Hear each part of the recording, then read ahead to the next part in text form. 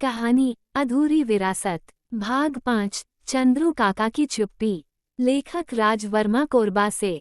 सुबह की पहली किरण अभी फूट भी नहीं पाई थी कि अर्नव की आंख खुल गई। रात का सन्नाटा, वो रहस्यमय पदचाप और नूरजहां बेगम की तस्वीर सब कुछ उसकी नींद के पीछे रह गया था। जैसे जैसे वो हवेली के गलियारों से होता हुआ रसोई की ओर बढ़ा, चंद्रू काका पहले से वहां मौजूद थे, चूल्हे पर चाय चढ़ा रहे थे।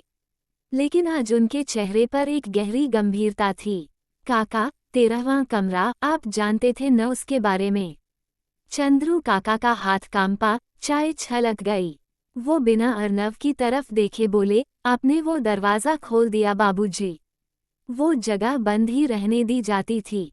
लेकिन क्यों? नूरजहां बेगम कौन थी? वो माँ से इतनी मिलती क्यों है? चंद्रू काका ने लंबी सांस ली, जैसे एक पुराना घाव फिर से हरा हो गया हो।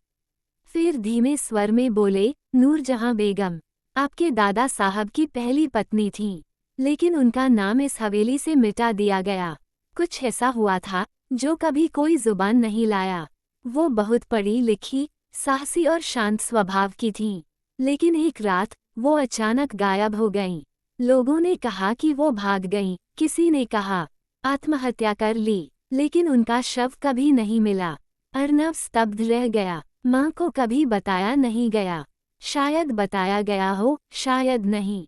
लेकिन एक बात तय है बाबूजी, 13वां कमरा उनकी आत्मा का घर है, और आपने उसे जगा दिया है।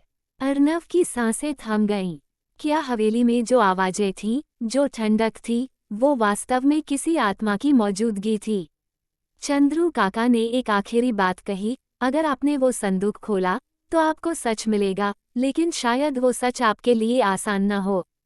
कहानी पसंद आ रही हो तो चैनल को सब्सक्राइब करके कमेंट करना ना भूलें।